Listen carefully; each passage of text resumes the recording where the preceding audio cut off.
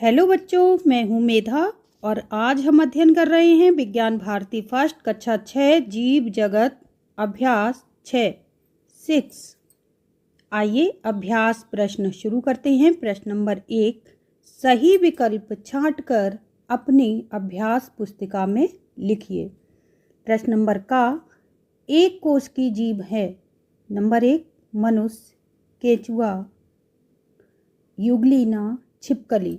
तो एक कोशिकीय जीव होते हैं अमीबा, पैरामीशियम और यूग्लिना। तो यहाँ पर यूग्लिना ऑप्शन में दिया हुआ है, तो हम जाएंगे ऑप्शन नंबर 3 के साथ। अगला है प्रश्न नंबर खा, मेरुदंड पाई जाती है। मेरुदंड होती है रीढ़ की हड्डी। आइए ऑप्शन देखते हैं, केंचुआ में, जोंक में, तिलचट्टा में, मछली में। तो इसका सही आंसर है मछली में। हम जाएंगे ऑप्शन नंबर 4 के साथ। प्रश्न नंबर है गा, अपुष्पी पौधे हैं।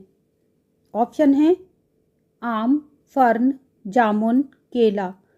तो इनमें से देखिए, आम पर भी पुष्प आते हैं, फिर फल आते हैं, और जामुन पर भी पुष्प यानी फूल आते हैं और फिर फल आते हैं। केला पर भी फूल आता है और फिर फल बनते हैं।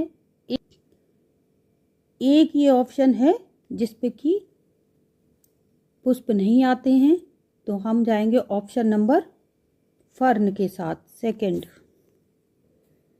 अगला है प्रश्न नंबर घा, मूल रोम किस में पाया जाता। मूल रोम होते हैं जो कि जड़ों से संबंधित होते हैं, जिसमें छोटे छोटे रोम होते हैं, उन्हें मूल रोम कहते हैं। तो ऑप्शन है तना में, पत्ती में, जड़ में, पुष्प में। तो अभी हमने बताया जड़ से संबंधित होते हैं, तो हम जाएंगे ऑप्शन नंबर 3 के साथ। अगला है प्रश्न नंबर 2, निम्नलिखित कथनों को पढ़कर उनके सामने सही के लिए सही और गलत के लिए गलत का चिन्ह लगाइए। उत्तर, पहला प्रश्न है का, पौधों को भोजन की आवश्यकता होती है। ये ऑप्शन हमारा बिल्कुल सही है, पौधों को भोजन की आवश्यकता होती है। अगला है प्रश्न नंबर खा, जंतुओं में वृद्धि जीवन पर्यंत होती है। तो ये ऑप्शन हमारा गलत है, जंतुओं में वृद्धि एक निश्चित सीमा तक होती है, जीवन पर्यंत नहीं होती है, ये है गलत। अगला है प्रश्न नंबर गा, अमीबा बहुकोशिकीय जीव है। अमीबा, पैरामीशियम, यूग्लिना अभी हमने पहले पढ़ा था, एक कोश की जीव होते हैं, तो ये भी गलत ऑप्शन है। अगला है प्रश्न नंबर घा, पैरामीशियम एक सूक्ष्म जीव है। तो ये बिल्कुल सही है, पैरामीशियम को हम सूक्ष्मदर्शी से देखते हैं, ये सूक्ष्म जीव होता है, ये सही है। अगला है ड, रंध्र गैसों के आदान प्रदान में सहायक हैं। रंध्र होते हैं स्टोमेटा, जो कि पत्तियों पर, पेड़ पौधों की पत्तियों पर पाए जाते हैं निचली सतह पर, और इसी से गैसों का आदान प्रदान होता है, तो ये बिल्कुल सही है। अगला है चा, गेहूं तथा धान बहुवर्षीय पौधे हैं। ये गेहूं और धान ये एक वर्षीय, एक साल में एक फसल पूरी हो जाती है, तो वो काट ली जाती है, तो उन्हें कहते हैं एक वर्षीय पौधे।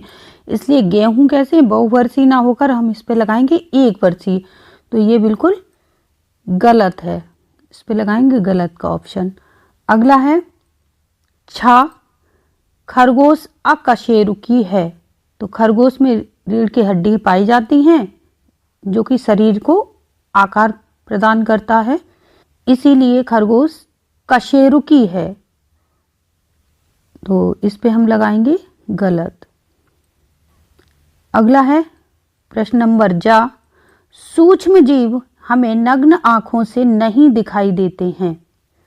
तो सूक्ष्म जीव नग्न आंखों से नहीं दिखाई देती, बिल्कुल सही है। सूक्ष्म जीव को देखने के लिए हमें सूक्ष्मदर्शी का सहारा लेना पड़ता है। प्रश्न नंबर 3, रिक्त स्थानों की पूर्ति कीजिए। उत्तर, प्रश्न नंबर का, भोजन से हमें कार्य करने के लिए डैश मिलती है। तो यहाँ हम भरेंगे ऊर्जा मिलती है कार्य करने के लिए। प्रश्न नंबर ख, सभी जंतु तथा पौधे श्वसन की क्रिया में डैश गैस बाहर निकालता है या निकालते हैं। तो सभी जंतु क्या निकालते हैं? कार्बन डाइऑक्साइड निकालते हैं। यहाँ पे भरेंगे CO2 या कार्बन डाइऑक्साइड।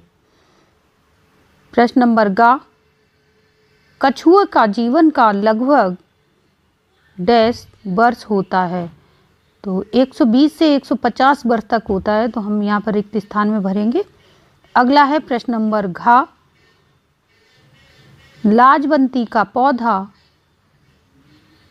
स्पर्श के प्रति डैश है। तो स्पर्श के प्रति लाजवंती का पौधा संवेदनशील होता है, तो हम भरेंगे संवेदनशील। प्रश्न नंबर ड, अपशिष्ट पदार्थों को शरीर से बाहर निकालने की क्रिया को डैश कहते हैं। तो इसे कहते हैं उत्सर्जन, हम भरेंगे उत्सर्जन। अगला है प्रश्न नंबर चा, पादप मिट्टी से डैश की सहायता से जल एवं खनिज लवणों का अवशोषण करते हैं। पादप मिट्टी से किसकी सहायता से? मूल रोमों की सहायता से खनिज लवण का अवशोषण करते हैं। मूल रोम यानी जड़। प्रश्न नंबर 4, स्तंभ का स्तंभ खा से मिलान कीजिए। उत्तर, स्तंभ का और खा का मिलान करते हैं। तो पहला है का, मेढक। मेढक क्या है? एक उभयचर है। बा से मिलाएंगे स्तंभ कंद। स्तंभ कंद ये है आलू। ये दा से मिलाएंगे। अगला है अंडयुज। अंडयुज अंडा देने वाले जंतु, तो हम मिलाएंगे आ से गा को। अगला है घा, सलजम। सलजम जो है एक कुंभी रूप है, यानी तुर्क रूप, तिकोनी रूप, तो इसे घा को मिलाएंगे सा से। अगला है प्रजनन। प्रजनन होता है अपने जैसे अंडे या बच्चे देना, तो हम इसको मिलाएंगे ला से, लास्ट वाले से। अगला है उत्सर्जन। तो उत्सर्जन होता है शरीर के सभी हानिकारक पदार्थों को शरीर से बाहर निकालना, तो ये चा को मिलाएंगे या से। अगला है संवेदनशीलता। तो धमाके को सुनकर चौंक जाना या किसी डरावनी वस्तु को देखकर चौंक जाना, तो हम मिलाएंगे इसको रा से। अगला है प्रश्न नंबर 5, मक्का, प्याज, सरसों तथा बैगन में पाई जाने वाली जड़ों के नाम लिखिए। उत्तर, मक्का में झगड़ा जड़ पाई जाती है, प्याज में मूसला जड़ और सरसों में मूसला जड़, बैगन में भी मूसला जड़। प्रश्न नंबर 6, मूसला जड़ तंत्र का नामांकित चित्र बनाइए। उत्तर, ये मूसला जड़ तंत्र का चित्र है, आप देख लीजिए।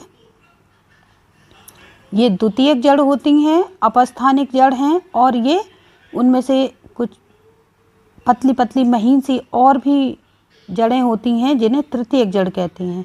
तो ये मूसला जड़ होती है जो बीच में होती है, जो मोटी होती है ऊपर से और नीचे तुर्क रूप में होती चली आती है। इसी तरह से आप चित्र नंबर 12 में देख सकते हैं कि ये अपस्थानिक जड़ें हैं जो कि यहाँ पर दिखाई दे रही हैं। प्रश्न नंबर 7, किन्हीं 3 पौधों के नाम लिखिए जिनमें जड़, तना, पत्ती नहीं पाई जाती है। तो उत्तर, ये हैं बैक्टीरिया, कवक, शैवाल। इनमें जड़, तना, पत्ती नहीं पाई जाती है। अगला है प्रश्न नंबर 8, किन्हीं 2 बहुवर्षीय पौधों के नाम लिखिए। बहुवर्षीय पौधे हैं आम, गुड़हल, इसी तरह से नीम, पीपल, बरगद, ये सभी बहुवर्षीय हैं जो 1 या 2 वर्ष से अधिक रहते हैं। अगला है प्रश्न नंबर 9, शाक, झाड़ी तथा वृक्षों के 5-5 उदाहरण लिखिए। उत्तर, शाक, झाड़ी, वृक्ष। 3 हेडिंग हमने बना ली। शाक कौन कौन सी होती है? मक्का, पालक, सरसों, मटर, बैगन। अब झाड़ी पे आते हैं। झाड़ी होता है गुलाब, जो कि झाड़ी की तरह फैलता है, जंगली बेर, करौंदा, नीलकांटा और गुड़हल, ये झाड़ी हैं। अब हम आते हैं वृक्ष हेडिंग पर। वृक्ष कौन कौन से होते हैं? 5 हमने अपने आसपास देखे होंगे। नीम, आम, बरगद, पीपल, चीड़, ये वृक्षों के नाम हैं। अगला है प्रश्न नंबर 10, शाकाहारी, मांसाहारी तथा सर्वाहारी जंतुओं के 5-5 नाम लिखिए। तो हम शाकाहारी जंतुओं के बारे में जानते हैं, जो शाक खाते हैं, हरी घास खाते हैं, मांस का सेवन नहीं करते, उन्हें शाकाहारी कहते हैं। तो खरगोश, गाय, हाथी, बकरी, घोड़ा, ये शाकाहारी जंतु हैं। अब हम चलते हैं मांसाहारी जंतुओं पर। तो शेर शिकार करता है, चीता, गीदड़, तेंदुआ और चील, ये सभी मांसाहारी जंतु हैं। अब हम आते हैं सर्वाहारी पर।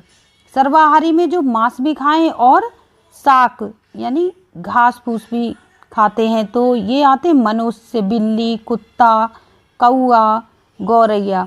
मनुष्य क्या है? ये मांस मछली भी खाता है और जो हमारे खेतों में सब्जियां हरी उगती हैं उनको भी खाता है। इसी तरह से बिल्ली भी घरेलू खाना खा लेती है, कुत्ता भी, कौआ भी और गौरैया भी। तो ये हो गए सर्वाहारी जंतु।